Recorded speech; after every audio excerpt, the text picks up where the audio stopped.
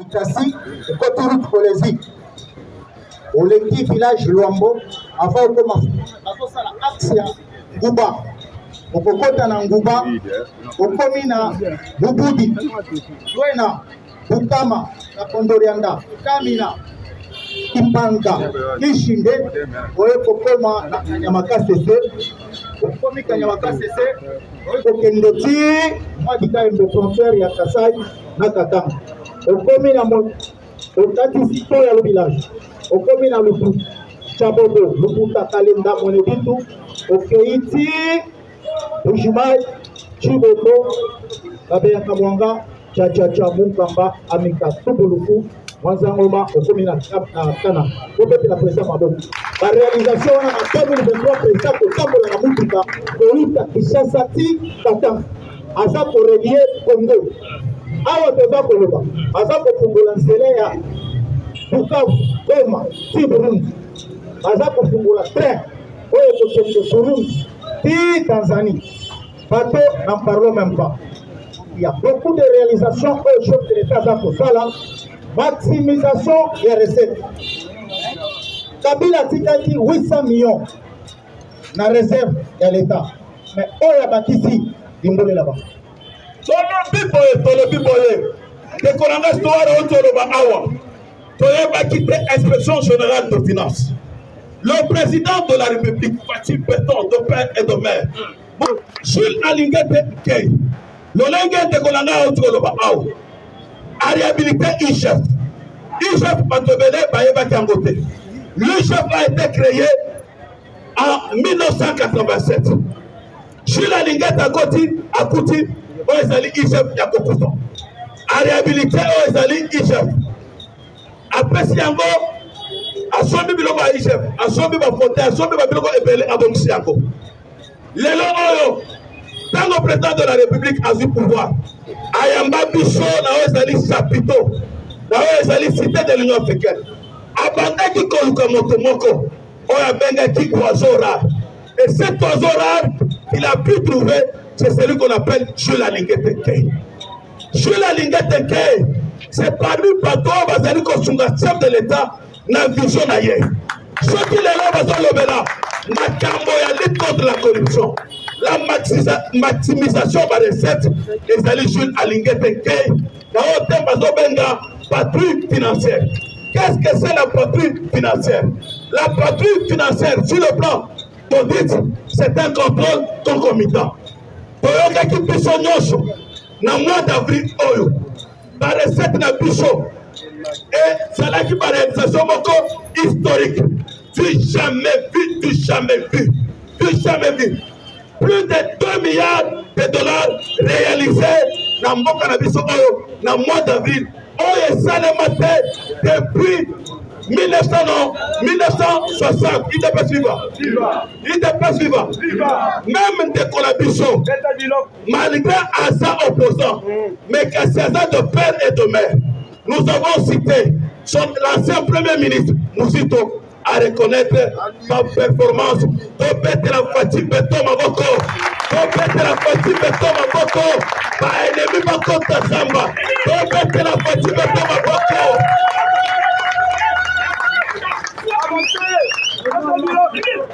L'inspecteur général de services Alingete. Tango aussi pouvoir, Balomeye. Il est maintenant fantaisiste. Namboka Oto Ebakite. Kebato Kabila. Oto Zaliko Benge Kase. Hippolyte Kazembere. Bazalaki na bakarte. Bakarte wana. Bakenda Koso Mbongo. Directement en trésor public. Façon zoba 50 000 $. Bazali ko sakana na mbongo ya mboka ya biso. Mbongo ya peuple congolais, ya contribuable congolais. Jules Alingete Kay. A réhabilité Oezali ICHEF. A sali salo tozobenga amphithéâtre pour immortaliser. Le président de la République Fatim Beton a construit Oezali amphithéâtre. Kombola yango Félix Tshisekedi, Beton, Tobetele Maboko Makasi. Pas seulement ça, l'inspection générale de finances, Jules Alingete, na adjoint Batubenga, avec le corps des inspecteurs. Otozali kobenga bafourmi. Bakomi kotrake baprédateur nyonso, bandoki nyonso, bamiyibi nyonso. Les antivaleurs. Les antivaleurs, merci combattant. Batrake bango, kotrake bango. Lelo oyo, Pidjo Elongwe, de 4 milliards à 11 milliards de dollars sous les régimes de Fatou Beto. Pakistan, c'est moi. etikala kosalema te na kati ya mboka na biso. Voilà. Maximisation ya ba recette. C'est pourquoi bomonaki bandeko na biso ba mindele banoko ba français na babangaki ba belge baye kotuna qu'est-ce que Jules a fait parce que le Congo tozalaki premier pays au monde pour la corruption. Tozalaki premier pays pour la viol. Tozalaki premier pays pour la pillage et la richesse ya mboka na biso. Mais asalaki lolenge nini po akoma kosala que Congo lelo maximisation ya ba recette. Maximisation wana nde oyo boyokaki lelo bamatiseli bandeko na biso bamampinga na bafonctionnaire y compris bapolicier 30%, na mois de juillet bakomatisa bango 40%. C'est pour dire que mosala eza kosala nini kosali moto ya lolenge wana ye oyo bouti kolanda ye alobi boye nalingi lisusu komitungisa te mpo batungisa ngai nasali mosala na ngai lolenge elongo bani mutu azali moyibi oyo azwaki bongo ya bakongole ya kosala bilanga ebimisa masango peke kobota université na kindu moyibi ya mokangaloso ezali mese matata mponyo mapo. C'est pourquoi, ça kosenga na ba justice na biso, il faut pas ete mutu soki atraqué ba. Awa tozoloba. Ndeko na biso oyo Kamere azaki directeur ya cabinet ya chef de l'État. Bo ete asamba to asamba te. Bo matata azoloba yibaki mbongo te. Tolingi quand même andima la justice, ceux qui sont innocents, va libérer le BET. Parce que papa, nyonso ezali ke muyibi munene ezali ye. Il faut basambisa ye. C'est pourquoi nous avons kosenga na justice na biso. Et pour pas protéger moi na Jules Alinguet, parce que même le président de la République, même le chef de l'État le bâti, justice est là pour ça la musala na yango te. Bo uti koyoka, oyo ezalaki na cour constitutionnelle. Ba eli yo muyibi. Mouride akamati mbongo aibaki apesi yo pe akamati 3 millions apesi yo asomeli yo ndaku château na Waterloo okomi je suis incompétent ya kojuger lokola oza incompétent sala nini kende tolobi boye nous avons été déçus avec le comportement ya monsieur Kalouba Dieudonné parce que le président de la République a salaki confiance na procès ya 100 jours ya Kamere batie wana tango ise bazali kosala musala akangi bamiyibi baprédateur oyo tozobenga ba-antivaleur olie que justice na biso ede chef de l'État parce que Bible elobi la justice élève une nation ekoki kokende liboso te soki justice eza te mais kasi inspection générale de finance conduit de main de maître par Jules Alinguet Nkei avec son adjoint Batubanga, bazali kosala musala, bazali kotrake bamiyibi na ba secteur nyonso, mais kasi justice ezali kosala musala te. C'est pourquoi les chefs de l'État, Fati béton sacré, béton aigle, azali kosala par réforme na domaine de la justice. IDPS viva, IDPS viva, IDPS viva, à cause de l'inspection générale de finances. Conduit de maître par Jules Alinguet, sous le leadership de Fati Béton, de père et de mère, le Loro Mboka Nabiso, sur le plan de la gestion du budget, Tozali 13e pays en Afrique. Pour mettre la Fati Béton, Mabago Makati. Pas seulement cela, le Loro n'a pas performance autant réalisée. Namboka Nabiso, sous le leadership de notre président Fati Béton. Oh, ceux qui ont élection en 2023 a gagné les sous-sous par élection, oh la mer. Les locaux, selon le Fonds monétaire international. Les performances que connaît aujourd'hui la RDC projettent à ce que notre pays est en voie de développement. Et puis, Balobi Boye, le taux de croissance d'ici la fin de l'année est causera plus de 6,5%. Il y a année oyo. Moto oya ayimbaki, bongo ya Bukangalozo, matata mapo. Muyibi munene. Tango inspection générale de finances et sali audit va découvrir que matata yaki mbongo 285 millions de dollars. Na 285 millions de dollars. Abimisaki 45 millions pour ba électrifier oyo ezali Bukangalozo. Mbongo wana balia, noso balia. Aussi au monde na miracle nini. Premier ministre aloni masango na Bukangalozo mais kaseke kobota ebota université à Kindu. Lelo aya akofungola mbanga na ye muyibi munene afongola mbanga na ye kazali candidat président ya papa na mama na ye amona biso totaba bolele na ye abandaki kokosa biso awa macroéconomie avec un budget de 4 milliards de dollars okolobela macroéconomie na nini avec un PIB de 20 milliards de dollars par an. Le logo PIB mboka na biso sous la leadership de Fatih Beton, de Père de Mer, Moukwantomolo, et ça plus de 60 milliards de dollars comme PIB. Il dépêche viva. La réalisation de l'État. La RDC sur le plan diplomatique a été en isolement diplomatique. Dans le chef de l'État a su pouvoir, à l'obité, il faudrait raison de sa dignité à RDC. Azongi Simboka la mission RDC dans les concerts de nations. Abandi d'abord à l'obité. On faisait le corps à Angola, à Burundi, à Rwanda. Bazali Bakoto ko vivre na Bango. Puis Suka Mokili. Abandi diplomatie. Abongisi na banini bavoisin na biso. Azongisi valeur ya mboka na biso. Azongisi dignité ya peuple congolais.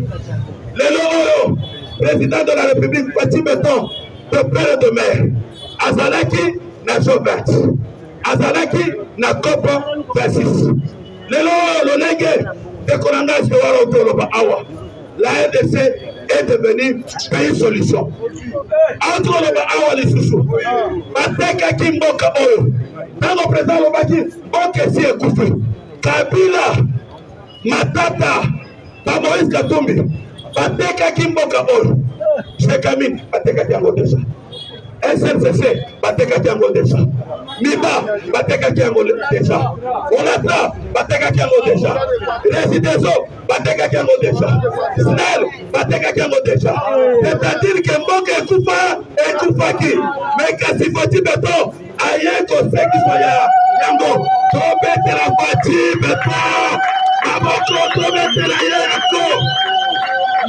Wana lelo mabanza tosuki awa tokoyamba na simakolo tokebelemi mpona bato okende misala mpe magasin ya bato lokola président yawa tozongiseli ye maloba toza eloko bia tolinga toloba bo parce que président Miyaki alobaki boye mwa eloko moke oyo ya Katanga euti ezosalema eza mascarade ezali kobanga bazali kobanga Mokontombolo Kabila soki balingi basala réconciliation na Moïse Katumbi bango nyonso mibale d'abord Katumbi aza congolais te aza juif Kabila aza congolais te aza rwandais bakatange bazali babolole te basi bamoni clair edi kapende aza na milulu wana te aza tuna te bakatange balobi boye balingi bamona nzoto ya Katumbi mwanke bayebisa biso na rencontre ya Lubumbashi ya Katanga réconciliation soi-disant réconciliation des individus qui ne sont pas des Congolais de père et de mère bakende kuji réconcilier na mboka ya bakolo mboka esalema te Kabila kozala jamais candidat président te constitution est claire. Même Moïse, il ne sera jamais candidat président de la, il sera jamais président de la République. Mboka Oyo ezali de père et de mère, de père et de mère. 2023, Fatika. 2023, 2023, 2023, 2023, que Dieu vous bénisse. Merci vraiment. Amour toujours. Beaucoup de la lobby de Togo. Merci vraiment.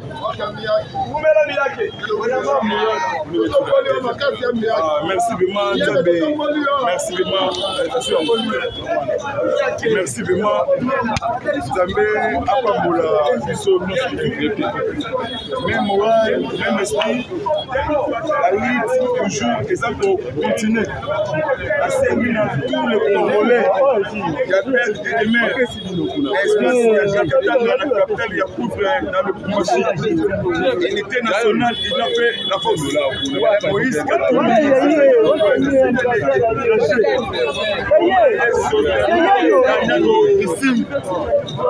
Hippolyte Kanambe, Azali Asengi na bino bolingo Moïse 243 97 360 50 14 Omoningai na bajelangai le vieux le président Eric Etumba là JC Mouvier pour la ligne mingi pour travailler pour la partie béton ou bien ils ont fait la force. La population congolaise quinoise et quinois, combattante et combattants et combattants. L'aide a sonné pour nous, les Bantous congolais. Au monde d'Okibé, 2023, l'élection stratégique, majorité écrasante. Les Kambouya partagent au pouvoir.